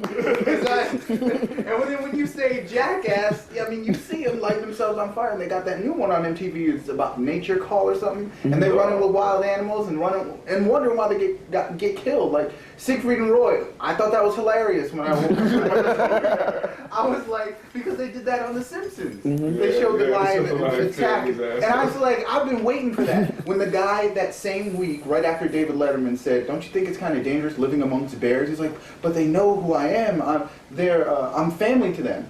And he was killed weeks later. I thought that was hilarious. I mean, personally, that's just funny to me. You know, I love reading the news. It's funnier than any comedy you could ever see on Comedy Central. But I think it's but that's how they just distort things. They put this science into things called fiction because there's some, it's black on black on another level. But there's a certain person who I defined as a conscious snob because she needed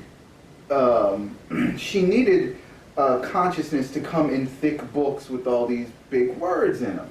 She didn't know how to decode certain things. You know what I'm saying? Like my study partner, her and I, we know how to decode stuff. But the other people, you seeing what you want to see. No. When in the Hulk, when his father tells him, you will be reborn a hero long before the pale religions and civilizations walked the earth and left a scar on humanity's soul, and he emphasizes the word hue in humanity. You can't tell me I'm picking something up that they are not blatantly throwing out. You know, he's telling him he's going to be reborn black, or at least with color. And then he's saying, we're in chains and they still fear us. You know, you got to go out there and destroy their flags. And look, this is post 9/11, and he's talking about taking down the United States government, and they let this movie out. There's no way that I'm seeing what I want to see. I'm not looking for that. That jumped out at me. But they always got to tell the truth. And the best way to tell the truth is within these lies. Or not really lies, but within these stories that we're just going to pass off as fiction. And in there is our science. It's us, and it's our stories, our ancestral stories, our ancestral magic. That is the science. Them applying it to themselves is the fiction, and or the fantasy. And that's all that is. You know what I'm saying? Yeah. That's pretty good. He's good. He's good. Yeah, take that. Yeah, son, I'm excited right now. I'm excited. Really excited. Yo, he's doing it, dog. Doing his thing, yo. Blaze. Yeah. Blazing. Yeah, I like that. All right, well, when we sitting there talking, I'm trying to come with more characters. Clearly, it's going to be a volume 2, because after I go back and look through, there's going to be more characters. We talk about Iron Man for a second. Iron Man was, he got a bad heart, and he created that armor over in some Vietnamese sweatshop. If you ever get around to seeing the first issue, he created his armor out there in Vietnam and shit. You know, to save his ailing heart, using the technology, trying to pretend he's a higher being by putting on this armor and save his ailing heart. You know, and in one issue, he's an alcoholic. Yeah. He's a rich playboy. He wigging out. He couldn't fuck be Iron Man. The black guy had to take over a black stand-in. They gave the black stand-in his own book, War Machine. You know, they wigging all out. They love putting black people up in the mix sometimes. I think Shaquille was a Superman for a second. Steel. Yeah, Steel. Yeah, he's bugging out. Who else was black for a second? Green Lantern is black. Yeah. Yeah, they Green Lantern is a whole deep concept. I've heard it said that that's supposed to have been the Osirian drama with Green Lantern dealing with the green and black. But I always put Green Lantern more with the Sufis for some reason. You know, tapping into that Green Lantern, that green and black on that. It's still a Osirian drama. The Sufis, Osiris, it's still all our stuff. You know, and I'm glad he brought back up that ancestral tie. You always got to go back into that. They're all using some type of artificial means to become you. That's the whole gist of it. That's all it comes down to. You know, they're trying to become a Superman somehow. Batman is actually using technology all over the place. He's trying to become you, wearing all black, trying to see in the night. He's a creature of the night. I am the night, he says. Yeah. One of his same thing those cops said uptown. Yeah. We rule the night. We rule the night. What kind of shit? Get the fuck out of here. Get the fuck out of here. Fuck a Batman. Wonder Woman. Wonder Woman was the first female superhero. We was talking about this. We didn't even put this on there. What you claim is female. Yeah, you know, the first lesbian superhero on the island of women where they killed all the men. Not a man on the island. What kind of shit is that? He's the island of Lesbos. The island of Lesbos. They put Amazon in there. I thought Amazon was in South America personally, but apparently the comic books have a different Amazon that's not familiar to the rest of us, that's filled with nothing but white women. You know, they're Amazon warriors. They beat a man's ass. Can't stand no dick. If she's from the island, where the hell did that red, white, and blue American flag suit come from? That was actually explained in that history of comics, but I can't remember what it was. Oh, okay. Wow. Okay, look at that. We got to put that in a volume 2 right there. You got to buy another tape. You're like, oh man, I got to buy another tape. Lesbos. Yeah, Wonder Woman and Hawkman. Just that symbol of the hawk. Hawkman. Well, they have Hawkgirl in the Justice League, but in the comic books, it used to be Hawkman and Hawkgirl. They were together. Now they done broke up in the was that the same Hawkman that was on Flash Gordon? No. It's a totally different. No. Flash Gordon. What did Flash Gordon start as? Was he a comic strip first? Might have been a book first. I gotta check that out. I know. No, it was a radio. I know it was a radio show, but that was just like Flash Gordon and Buck Rogers is the kind of stuff that just came to all around all media. They were definitely comic strips and comic books of it. But I don't know if that's what it started off as and how they changed it. But I remember there used to be Nick Fury, Agent of S.H.I.E.L.D., some Supreme Headquarters. This is all stuff coming out the 60s. One of the worst movies ever made. Yeah, with Baywatch dude, David Hasselhoff. He's a big star out in Germany or someplace. Yeah, he's the biggest star. Just like Jerry Lewis is in France. Yeah. Fucking God damn. Jerry Lewis. Makes no sense. not a bit. That's some funny shit. We laugh at them liking him. That's funny. Yeah, that's funny. BBD, but Nick Fury agent. That's so something about S.H.I.E.L.D. Didn't S.H.I.E.L.D. hunt down mutants at one time? The S.H.I.E.L.D. is like one of them specialized government agencies that handles any superpowered threat. Terrorists. Yeah, superpowered, you know, because like the way that maybe I would be considered a terrorist is much different from the way, Right. Actual terrorists would be considered a terrorist. You understand? Me, I'm just like some little opinion, so somebody, But you're right, man. I saw that Homeland Security. When you look at X-Men, they did have that. Mm-hmm. It's all Homeland Security, Patriot Act. All that shit is right there. Mutant Act. Yeah, S.H.I.E.L.D. Mutant Act, definitely Patriot was Act. one of the ones that hunted down Now, mutants. then they had, I think, X Factor when it first came out, Mm-hmm. which had the original 4 X-Men on it. Yeah. They worked with S.H.I.E.L.D. hunting down their own kind. What the hell was I that? gotta look that up because I remember there was an Agent Gyrix or something like that Yeah. was involved with them. I gotta go look back because Now that's some Uncle Tom stuff. yeah, because when the mutants came out around that time, that's when they introduced the first mutant, Apocalypse, which is just a whole. Oh man, Apocalypse is from he's from the motherland.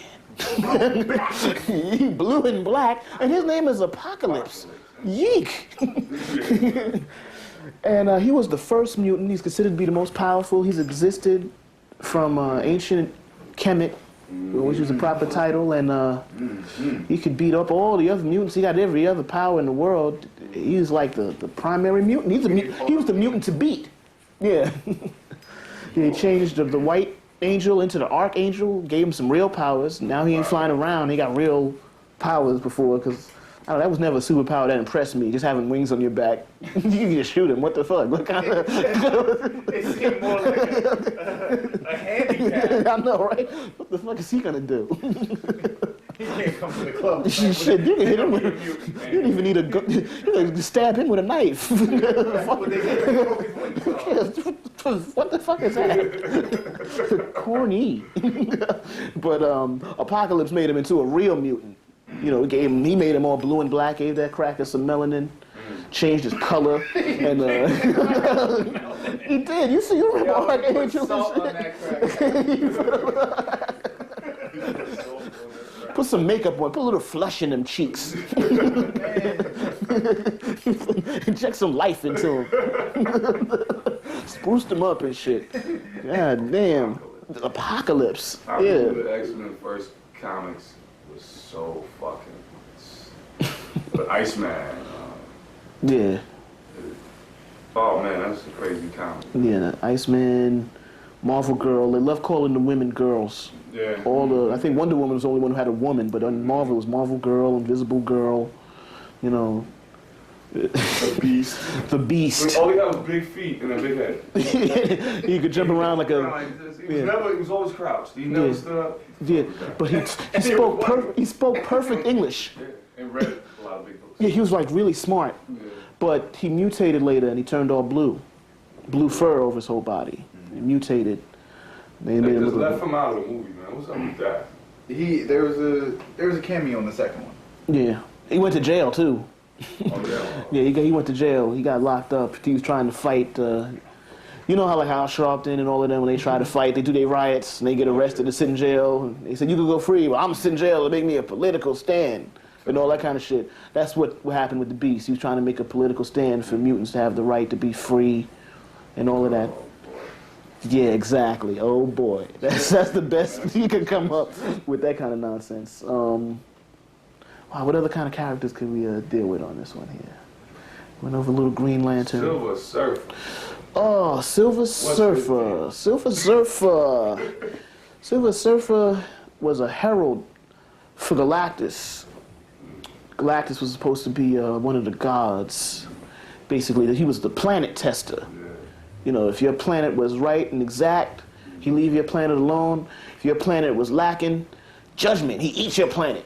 It's gone.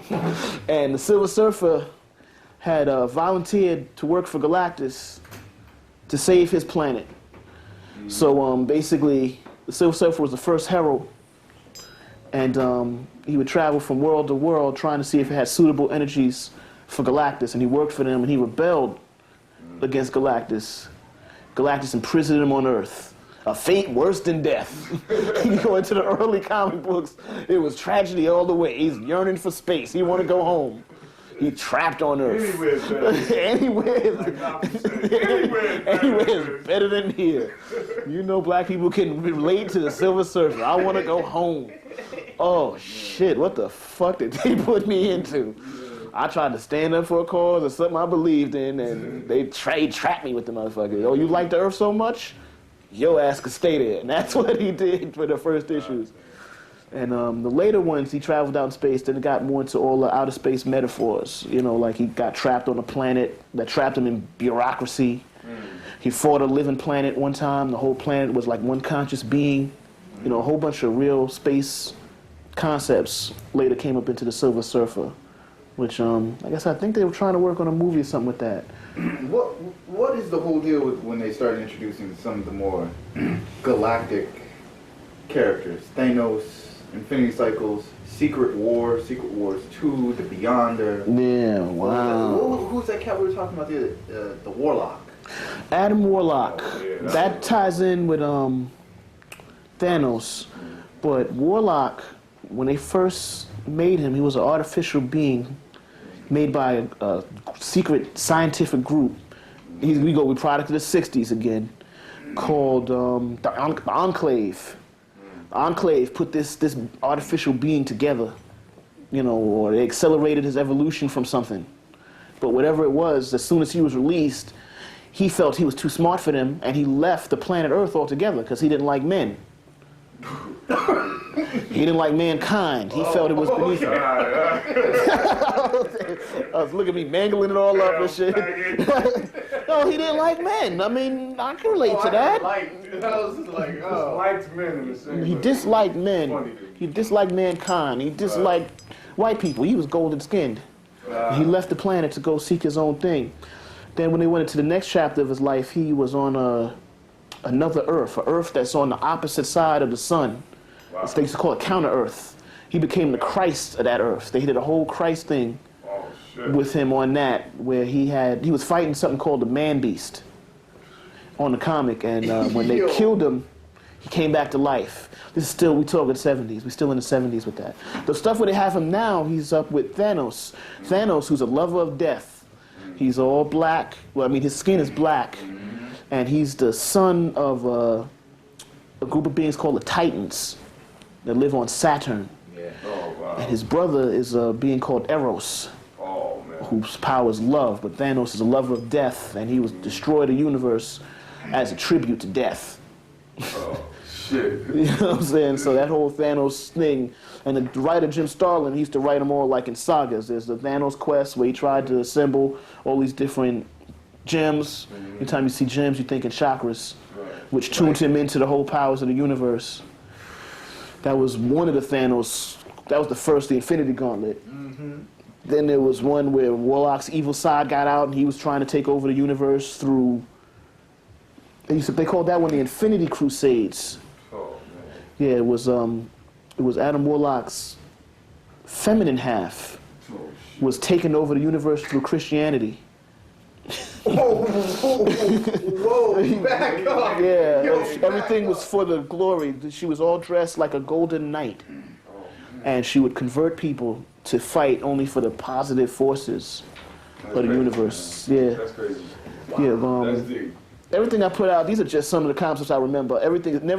Nothing's ever written in stone. You know, if somebody else comes out with another take going against what I said, then I'm like, yo, that's great. You know what I'm saying? We should always have different concepts, because within every story, as every person reads it, they're going to come out with a whole bunch of different stuff. Yeah. But that was with Thanos and the Silver Surfer. The Silver Surfer was trying to stop Thanos from destroying 50% of the universe. Because Death had petitioned Thanos back from the dead. He died in one issue. She brought him back, saying there's too many people in the universe. Overpopulation. Time to hand out some death. You know, so they released him and sent him out there to start killing. And in his first contest with the Silver Surfer, he tricked the Silver Surfer into carrying a virus to another planet that started killing off the population. Whoa. So, wow. I really wish I could remember what time periods this stuff takes place, because it always correlates, once again, to the time period. Was that about AIDS? Could it be? Or just eugenics in general. Too many people in the universe. Well, what is most of the universe made up of? Who's the majority of beings? Black folks. Melanated people, maybe? Maybe there's too many. Maybe. It's just a theory I'm throwing out now. I mean, I never spoke to any of the publishers. This is just me. Right. Maybe there was too many melanated people in the universe, and they felt the need to balance things. Wow, that's good. Fucking sick devils. Sick.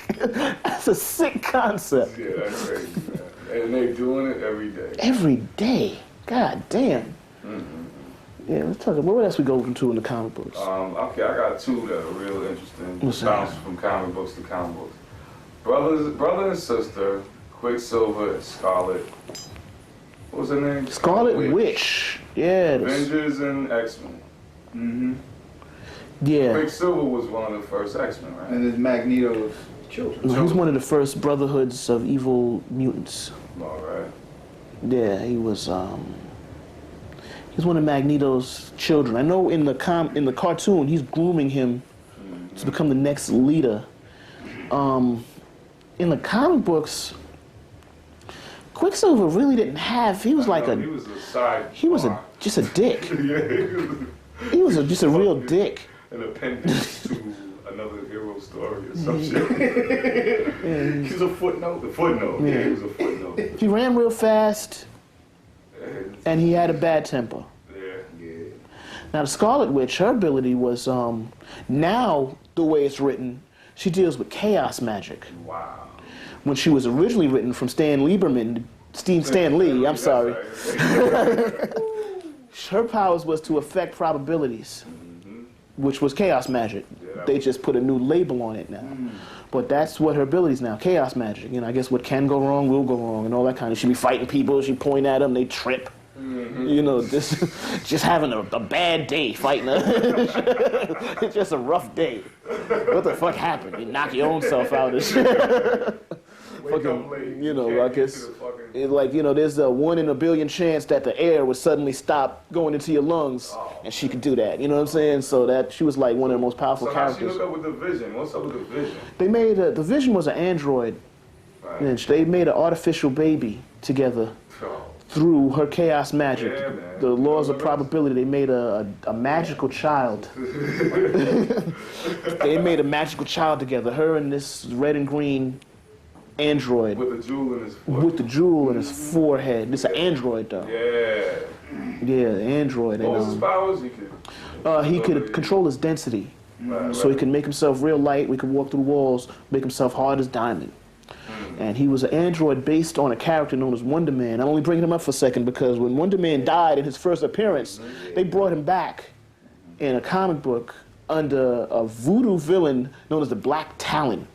He's a black man, voodoo man. Yeah. He's dressed up as a rooster and shit. That's some degrading shit. Hey, look at Molly's thing. Yeah, look at Burt Williams. Check Burt Williams for that rooster shit. You know what I'm saying? You know, I mean, God, food for thought up in this motherfucker. For a hungry mind. That's right. God damn. No love. No love. No devil should ever ask me why I don't like devils, based on the history. Right, man. Just pick up a history book. That's it. Oh, shit. Newspaper. Look at the newspaper. Yo, A comic book. God damn.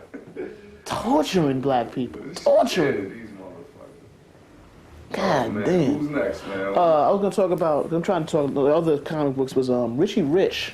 Yeah. Poor little rich boy. They had the nerve to make a comic book about the adventures of a rich boy with a robot maid. No. Rich as all hell. They're having adventures. Brazen. Literally having adventures around the world at your expense. He's the hero. He's rich. I got his age. His hands ain't got a stitch of dirt on them, no calluses. And what was his nemesis? Reggie. Yeah, another little rich bastard. Yeah, man, what the fuck? He had Jarvis, the butler and shit. Loved being a butler. Yeah, that's it. Rich boy. They had Hot Stuff. This is all from the same Richie Rich thing. Was Adventures of a Little Devil. Yeah, Go around burning people. And he get on that his was nerves. Casper's nemesis, right? He was Casper's friend. You know, everybody Casper trying to be the friendly ghost. The white guy. The One Adventures being of a Dead Little Boy. The Adventures of a That's kinda Dead Little morbid. Boy. Yeah, that's very morbid. Was Morbid. that Mad Magazine? Harvey They showed Comics. The origin of Casper? Yeah, that was mad. That shit was funny as hell. Yo, hold up. Special props to that dude right there. Nah, fuck that. That's my shit right there. They showed that shit in Mad Magazine. One of the best magazines ever. They've been around, bar none. Mad Magazine used to do it.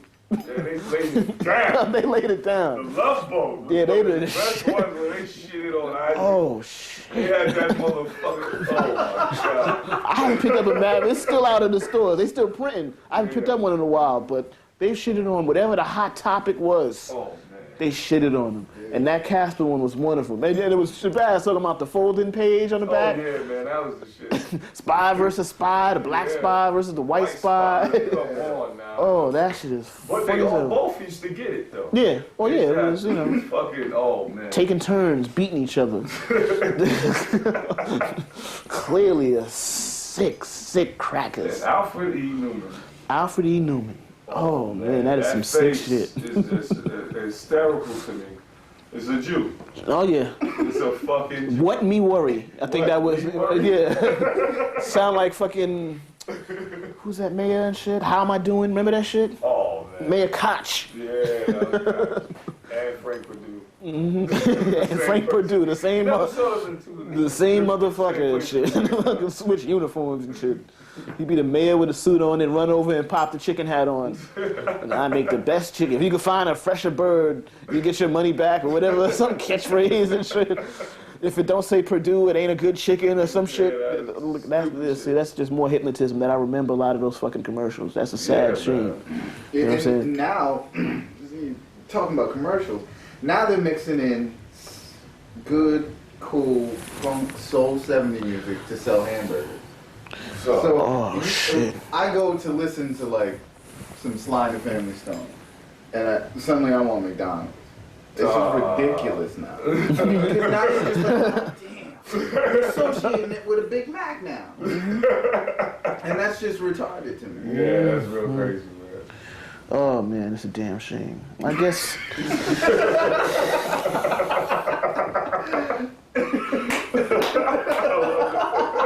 Sweet Lord, Jesus, Muhammad, anybody. You ever seen, remember in The Mummy? When they went to attack the Jew boy and he pulled out every single religion he could find on them and shit.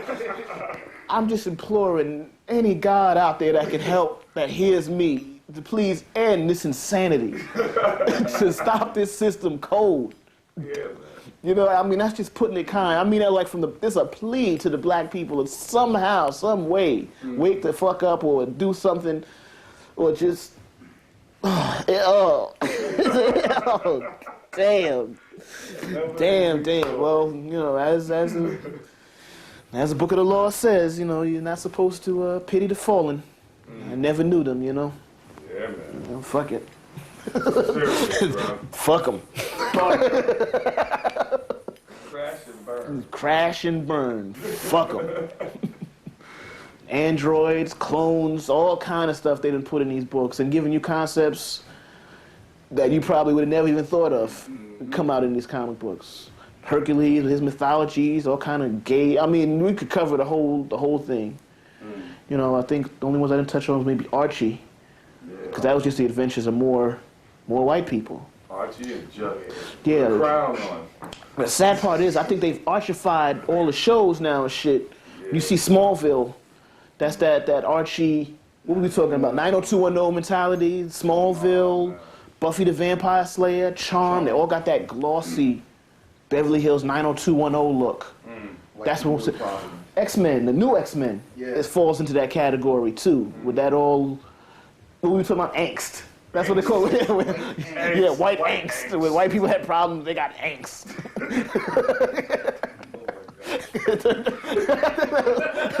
That's some angst for that ass. That's some funny shit to me. Angst. Y'all niggas go through problems. You get some jail time. I got cases piling. Yeah, you go baby daddy, all that shit. White people get angst.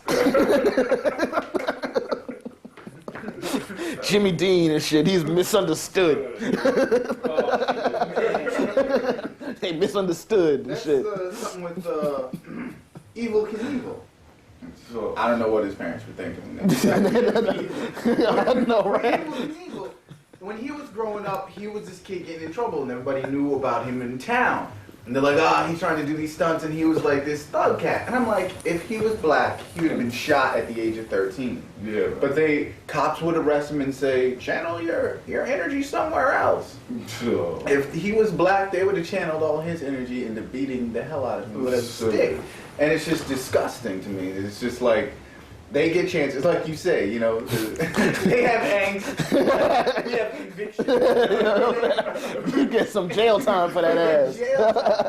They get a therapist. Yeah, you gotta fight off a bunch of men in a fucking cell and shit. Second, third, fourth, and fifth chances, and we get 3 strikes, you out. Mm-hmm. If we get 3 strikes, one swing nigga get in the jail, under the jail. Yeah. If you're lucky. If you're lucky. Yeah, if you're lucky, you go to jail. That's fucked up to me. Yeah, that's crazy. Because the other ones don't go to jail. They get shot on the spot. And that's just crazy. Whereas these white cats, when I was listening to that Evel Knievel biography on TV, and they're just sitting there talking about, he was a troubled kid, but we knew he'd be something. If we us that are troubled, we stay troubled. Yeah, that's it. Up to the bitter end, even after we get some money. All these rap stars are still, look at them. Right. Troubled. So what about some villains? I mean, we concentrated on Thanos. Look at that. Yeah, we didn't even go into all of these villains. Joker was, I think Bob Kane, who was one of the creators, he gets the primary credit, but I'm sure there was somebody else that helped with that who got no credit. That's just how it is. That's the nature of the beast. Fucking devils. He said when he made Batman and the Joker was his first enemy, he was reversing the scenario. Usually the Joker is supposed to be smiling and happy. That's supposed to be the good guy. So he made him evil. Wow. And Batman, he's the dark, mysterious figure. That's usually the bad guy. He made him a good guy. Oh, shit. You understand? And the Joker's also a clown. And that whole history of clowns, I was told, is them mimicking black people. Oh yeah, the big afro, the big Bozo. rainbow afro. Bozo. They put all that rainbow and all that kind of shit. Bozo tribe. Oh yeah. Oh, that's a fucking shame. There is a tribe. Yeah, A bunch of bozos. You can find that in the Exiled Egyptians.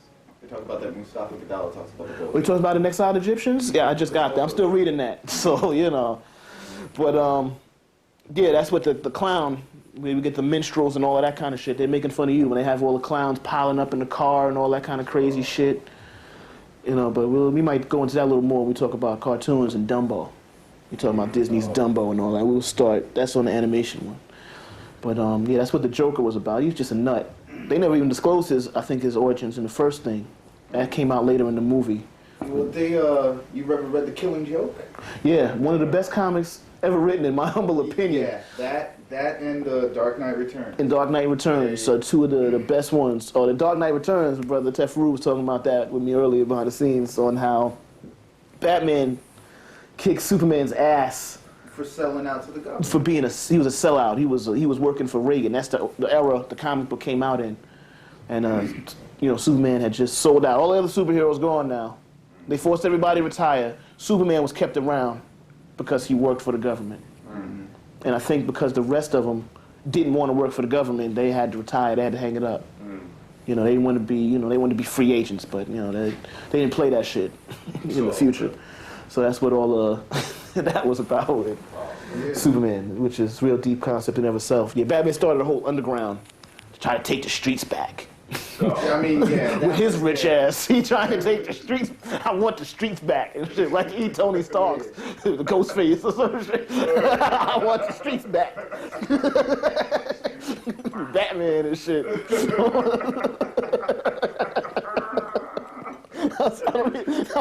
I'm making myself laugh with that shit. That's some funny shit to me. I'm sorry. oh man. Yo. God damn. What about the Riddler? The Riddler, Stupid. that's a nut. Yeah, Enigma and shit. His name was Edward Enigma. Fucking nut. He had some great riddles. When I was little as a kid, I used to like it because he used to ask riddles and all that kind of shit. But I don't know the science really behind the motherfucker giving the riddles to his crimes.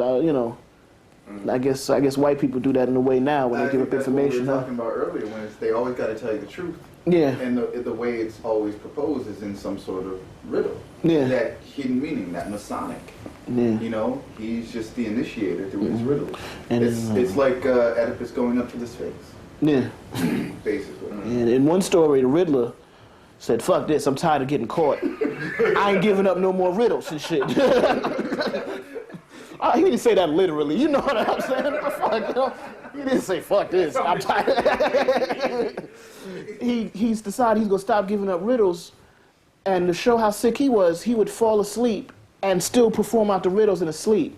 He would dress up in different disguises and still give out different riddles throughout the town, throughout his sleep, to show how sick all these dudes are. And Two-Face with his coin, that motherfucker died for that coin. Or damn near died a couple of times trying to save his precious coin and shit. People are sick. That's some sick shit. That's all examples of white culture. All examples. I think the Penguin was like an orphan. Became a rich aristocrat. They showed his origin in the movie. Yeah, they tried to kill him. His parents tried to throw him. He's a weird-looking baby. We got to kill this motherfucker. They tried to kill him, throw him in the lake. Well, the movie was deep because they got on who was the director? Tim Burton. Tim Burton. They got on his case because 33 years, and then when he was going into the graveyard to see his parents, he was carrying the umbrella like it was a cross. He also wanted to kill all the firstborn children, and he set out in order to kill all the firstborn. So they thought it was and him having the nose, they thought it was very anti-Semitic. I don't think it was anti-Semitic. I think he was dropping science on that. That's what that was. Every one of his movies. Yeah, you could do a whole thing with Tim Burton. Well, that Headless Horseman joint, the guy was trying to hide behind the Ankh to protect himself and shit. Yeah, Mars Attacks. One of my single favorite greatest movies, Mars Attacks, when the extraterrestrials took over the Earth with the little red, black, and green flag. Everybody knows Mars Attacks at this point. That's like a given. That's just like prerequisite. You gotta watch that before you see that tape. I couldn't get the word out. You gotta see that first and shit. Oh man, damn, who else we gotta talk about on this here? Villains. We talking about villains. We gotta go into Lex Luthor, the head Jew in charge and shit. That's the main Jew. That's the Jew to beat and shit. Yeah, man. 1 minute. We'll be right back.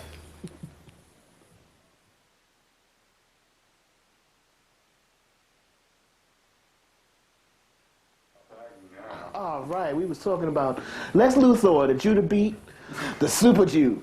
That's what Lex Luthor is all about. He's the Jew, a Jew amongst Jews. Lex Luthor. Lex Luthor, in the comic books, he's gotten more political, and he owns the town. He's actually become more like the Kingpin.